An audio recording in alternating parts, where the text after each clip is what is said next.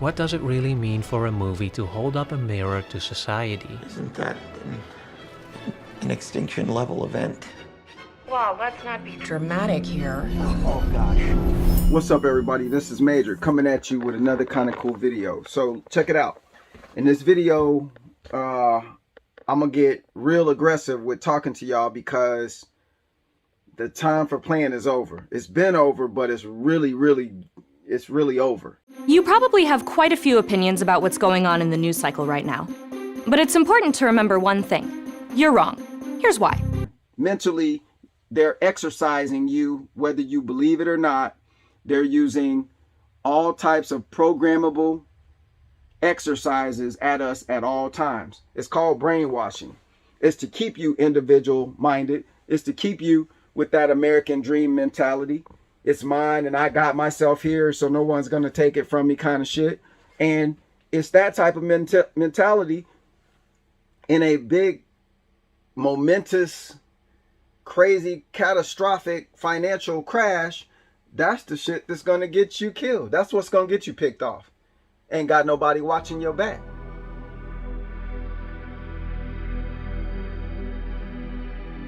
This has led to significant political conflict, as the Global North, for example, is pushing the Global South to either grow sustainably or not at all. The question is, do they make getting there easy, or does it happen the hard way?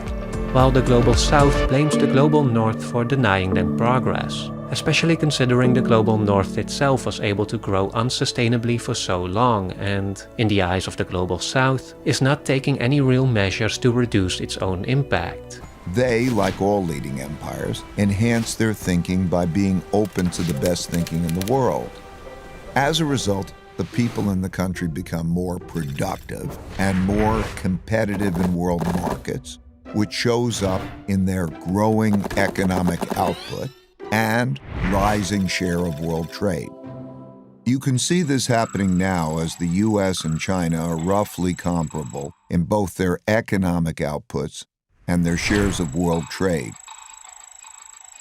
As countries trade more globally, they must protect their trade routes and their foreign interests from attack, so they develop great military strength. If done well, this virtuous cycle leads to strong income growth, which can be used to finance investments in education, infrastructure, and research and development. And all that is without even getting into the lingering power dynamics from colonialism and historical exploitation that is still allowing the Global North to enjoy the privileges of its ecological footprint while exporting the costs to the Global South. Social inequality also ties into an issue I briefly brought up earlier, that a comet is indiscriminate in its destruction, which of course isn't the case with climate change. Ladies and gentlemen, our takeover of General Motors is complete. Dr. Evil, we can now use GM's Ultium platform to power our whole operation. Now we can reduce tailpipe emissions. I'm sorry, am I no longer Dr. Evil? I'm Dr. Good now? Climate change is arguably the #1 threat to the world now.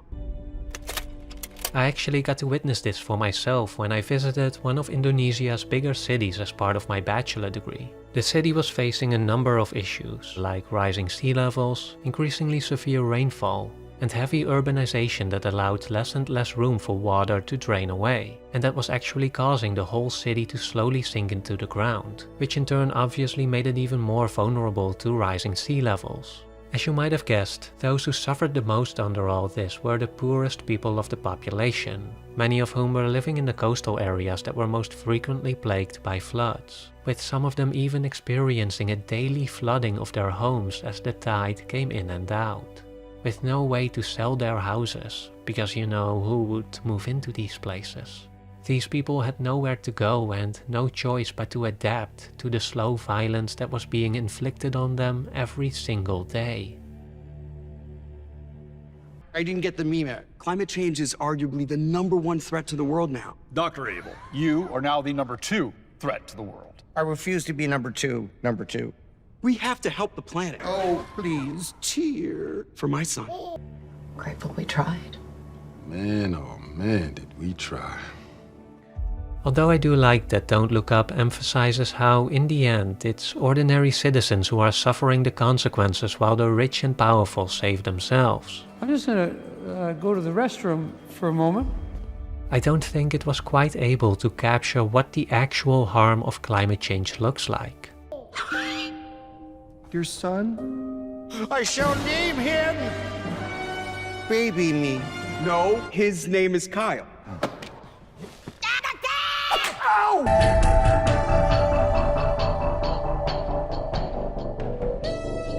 And while the movie also shows how the rich and powerful are ultimately responsible for the planet's destruction, as it is their greediness and grandiosity that sabotages the initial and most promising mission to deflect the comet, and fails the later, far more reckless one. Yo, what was that? The comet was coming to destroy us either way. In other words, while there is blame to be placed for how the comet was responded to, there is no blame to be placed for its existence, which also isn't the case with climate change. You must help save the world first. Then you can take over that world. Okay, Frau, how about you let me do the business, all right? Hold on, I've got it. I will help save the world first, then take over the world. She literally just said that. Scott, you just don't get it, do you? I wonder if it would have been a more fitting metaphor to have a comet that was set to fly right past the Earth instead of collide with it. And that only when its riches are discovered and the rich and the powerful see an opportunity to become even more rich and powerful, that a reckless mission is started to bring the comet into orbit where it can be mined. The media would be used to make beautiful promises to the people and get them excited for the new wealth and opportunities this will bring to everyone. Your dad and I are for the jobs the comet will provide. For a while it's all looking great. The Earth's rarest materials are suddenly not so rare anymore and some progress is made. What don't I get? You don't get it. Oh, we're right back. And you're never gonna get it. You can't draw me into these little... You act like a child. Here it is. You don't get I it. am an adult. You can't push my buttons anymore. Stop! Oh! We'll reduce our carbon footprint. Whatever. Okay, let's go. We're going...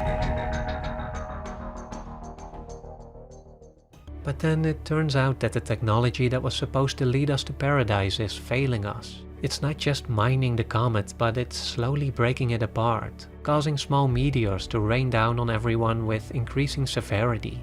At this point we get the denialism, the it's not so bad, it's only little bits and pieces here and there, and the assurances that more and better technology will surely offset all these negative side effects. All electric. Everybody in! Not you, Scott. One day you're gonna run the company, Baby Me. Once the Comet Miner 2.0 is released, all will be fine. And perhaps even some deflection like, well, if you're against comet mining, don't buy the products that are made with its materials. Meanwhile, those who have the means to do so have started enforcing their roofs, or if they are especially wealthy, are even building entire domes around their houses, while the poor and the marginalized become increasingly exposed. They must also develop systems to incentivize and empower those that have the ability to make or take wealth. In all of these cases, the most successful empires used a capitalist approach to develop productive entrepreneurs. Even China, which is run by the Chinese Communist Party, used a form of this capitalist approach.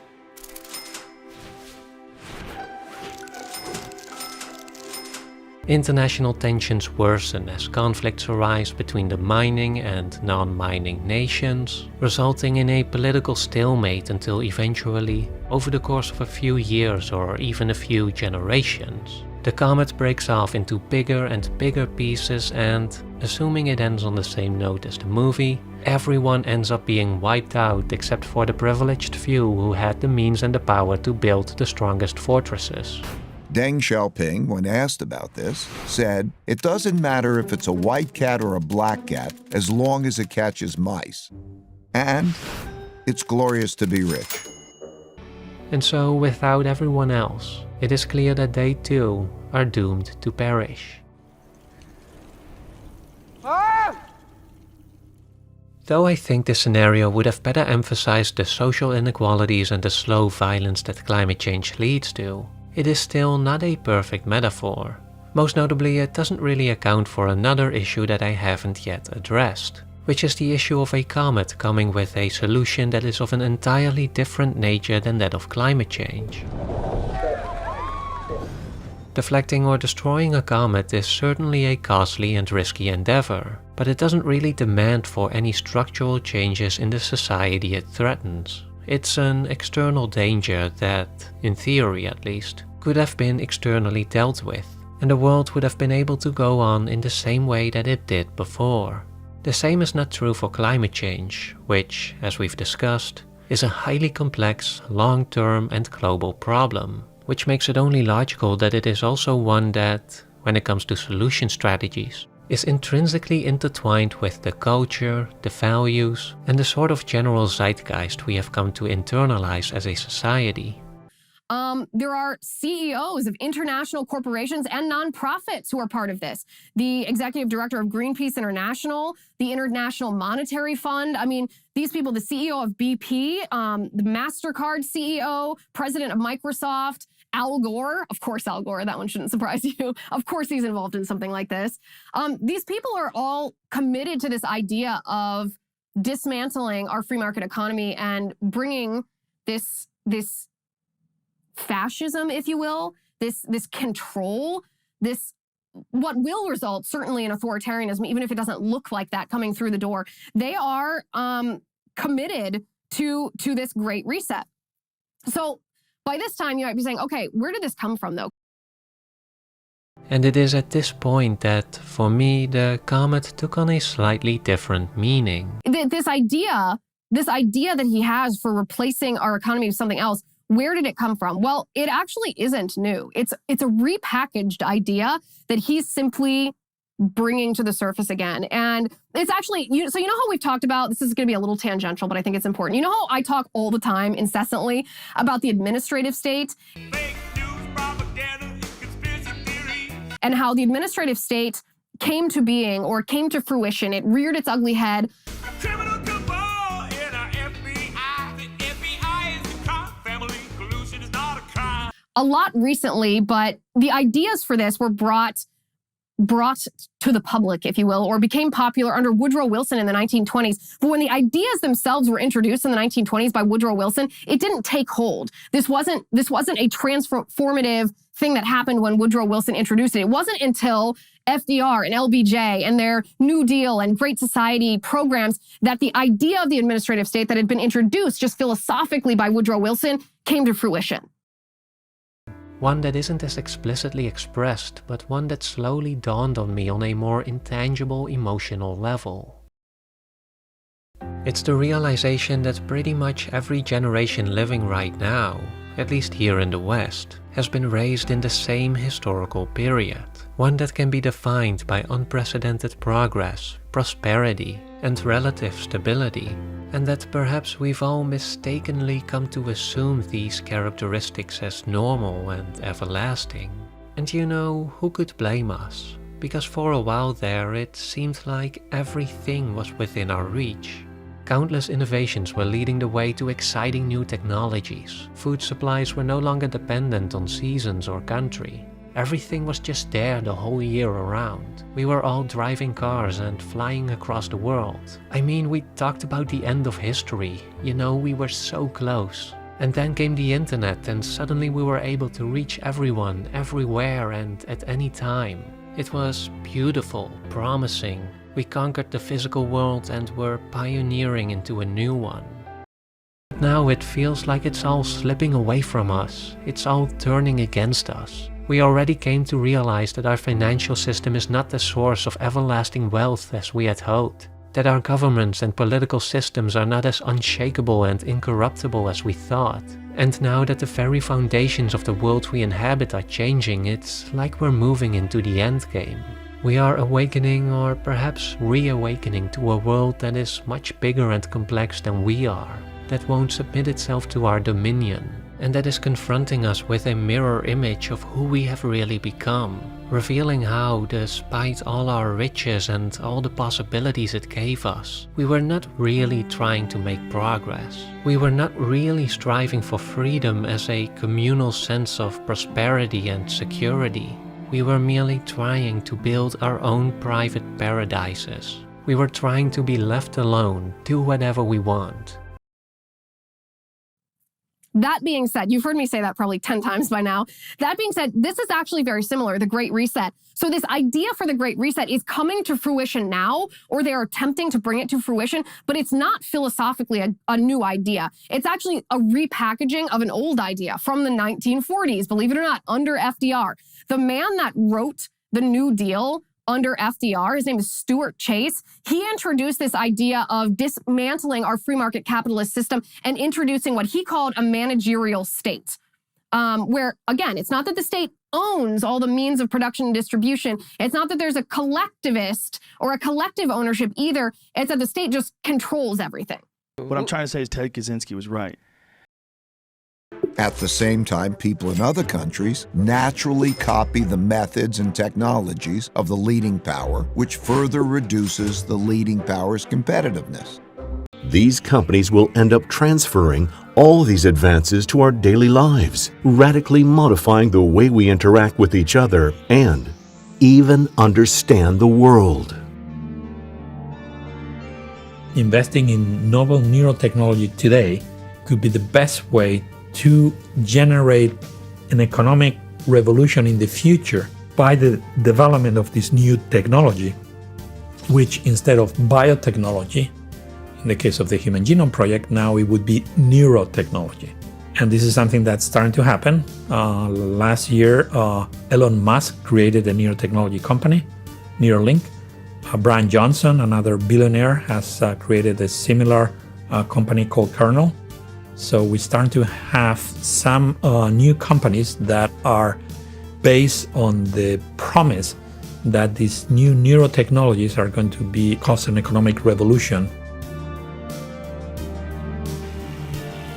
But is it a threat to us? Now, in order to answer, is it a threat to us, we have to look at how they're achieving it. Because like I said, there are a lot of nuts that want to do a lot of nutty things to the United States, but a lot of them aren't really an existential threat to our functioning republic, constitutional republic. But is the Great Reset a threat?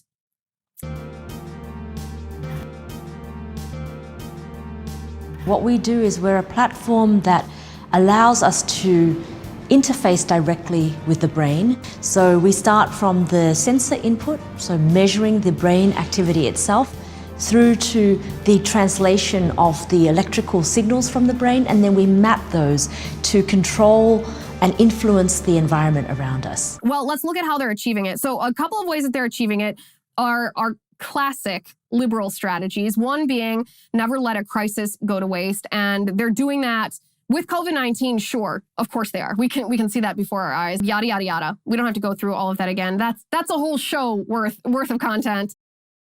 They certainly are willing and able to use any crisis that spontaneously or not occurs. But the bigger picture here is that this is their strategy overall with climate change.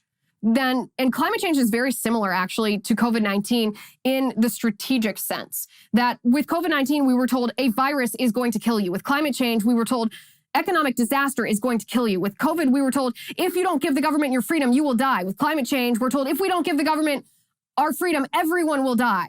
Then we have moving goalposts from public health elites with COVID. We have moving goalposts with climate apocalypse or climate criers who preach the apocalypse, but it doesn't actually ever happen. And yet they claim that it's just new data that's informing new predictions, that we still need to turn over all of our freedom and liberty to them.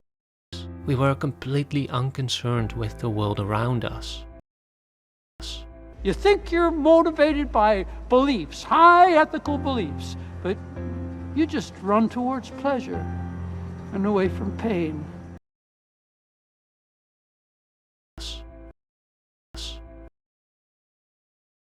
This is where use the money you have now, which is deteriorating rapidly. Use that now to invest. You're going to have to deal with this stuff. But nevertheless, It does feel like something is ending, like we're awakening from a dream. And in that sense, Don't Look Up is not so much about our future as it is about our past, about the closing of a chapter, one where, for a while, We really did have everything, didn't we?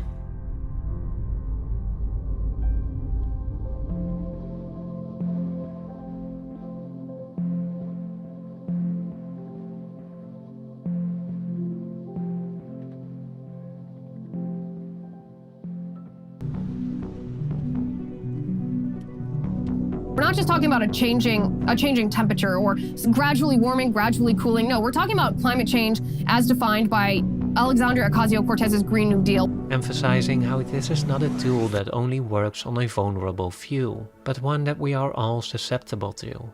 Its humanistic touch, and for capturing the feeling that the entire world is losing its mind. To start, you're completely missing the point, and everything you think is actually at odds with reality when you look at the data.